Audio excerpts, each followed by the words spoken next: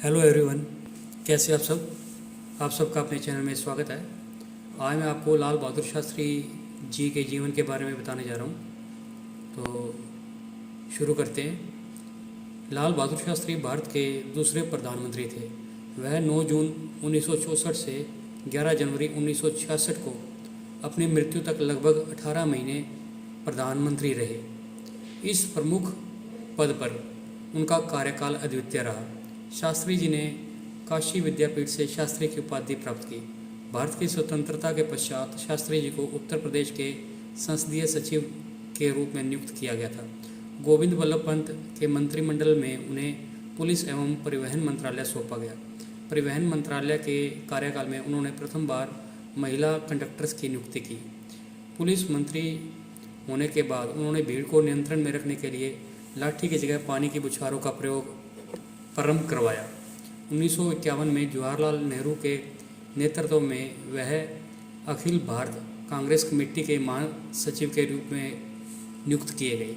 उन्होंने 1952, 1957 व 1962 के चुनावों में कांग्रेस पार्टी को भारी बहुमत से जिताने के लिए बहुत परिश्रम किया। जवाहरलाल नेहरू का उनके प्रधानमंत्री के कार्यकाल के दौरान 27 मई 1964 को देहावास हो गया।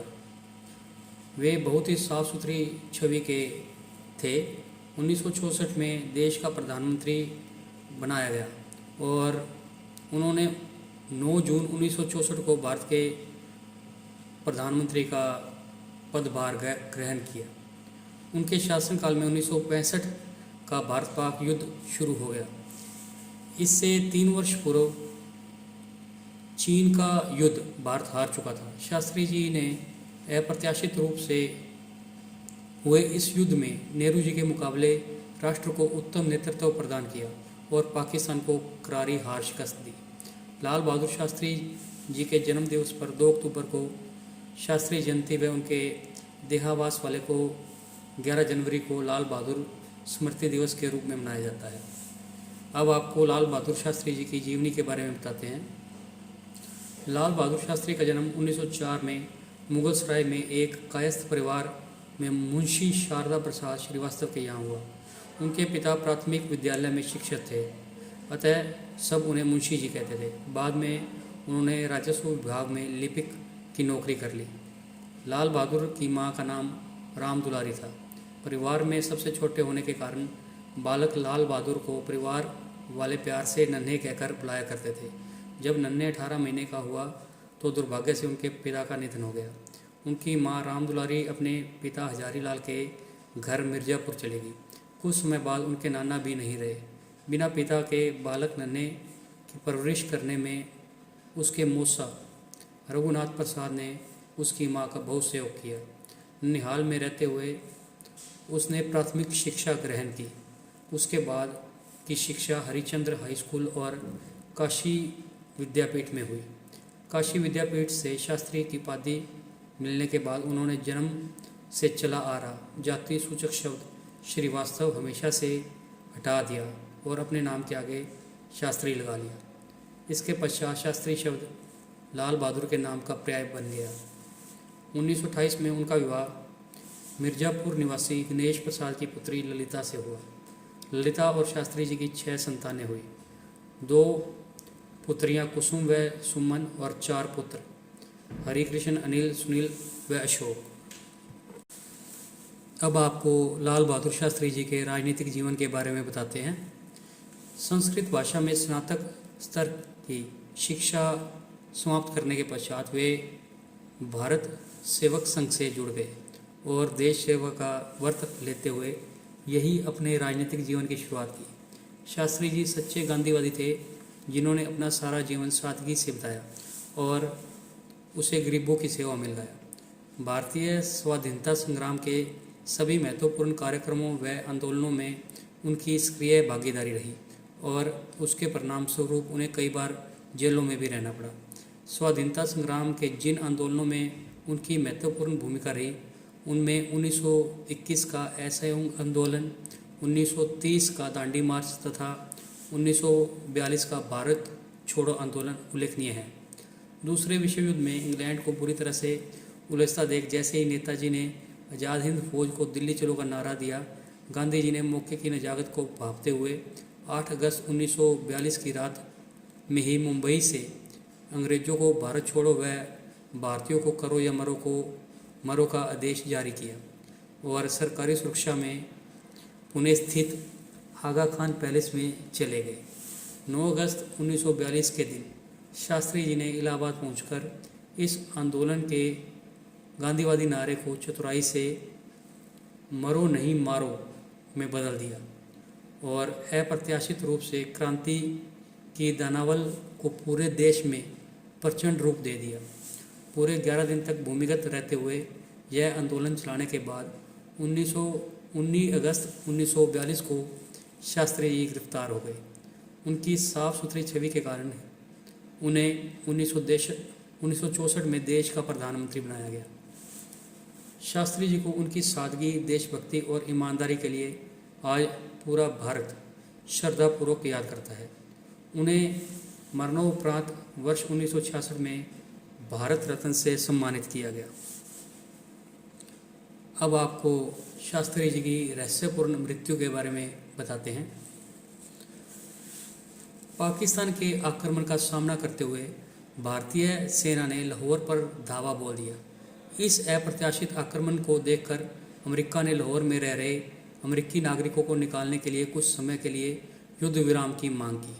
रूस और अमेरिका की चहलकदमी के बाद भारत के प्रधानमंत्री को रूस के ताशकंद समझौते में बुलाया गया। शास्त्री जी ने ताशकंद समझौते की हर शर्त को मंजूर कर लिया, लेकिन पाकिस्तान जीते इलाकों को लौटाने से हरगिज इनकार कर दिया। अंतर्राष्ट्रीय दबाव में शास्त्री जी को ताशकंद समझौते पर हस्ताक्षर करना पड़ा, पर लाल बहादुर शास्त्री ने खुद प्रधानमंत्री कार्यालय में इस जमीन को वापस करने से इनकार कर दिया। पाकिस्तान के प्रधानमंत्री अयूब खान के साथ युद्ध विराम पर हस्ताक्षर करने के कुछ घंटे बाद ही भारत के प्रधानमंत्री लाल बहादुर शास्त्री का सुगंधित निधन हो गया। 11 जनवरी 1966 की रात देश के तत्कालिक प्रधानमंत्री की मृत्यु हो गई। ताशकंद समझौते पर हस्ताक्षर करने के बाद उसी रात को उनकी मृत्यु हो गई। मृत्यु का कारण हार्ट अटैक बताया गया। शास्त्री जी की अंत्येष्टि पूरे राजकीय सम्मान के साथ शांतिवन के आगे यमुना किनारे की गई और उसी स्थल को विजय घाट का नाम दिया गया। जब तक कांग्रेस संसदीय दल ने इंदिरा गांधी को शास्त्री का विधिवत उत्तराधिकारी नहीं चुन लिया गया, गुलजारी नंदा कार्यवाहक प्रधानमंत्री रहे। शास्त्री जी की मृत्यु को लेकर तरह तरह के कयास लगाए जाते रहे। बहुतेरे लोगों का, जिनमें उनके परिवार के लोग भी शामिल हैं, मानते हैं कि शास्त्री जी की मृत्यु हार्ट अटैक से नहीं बल्कि जहर देने से हुई।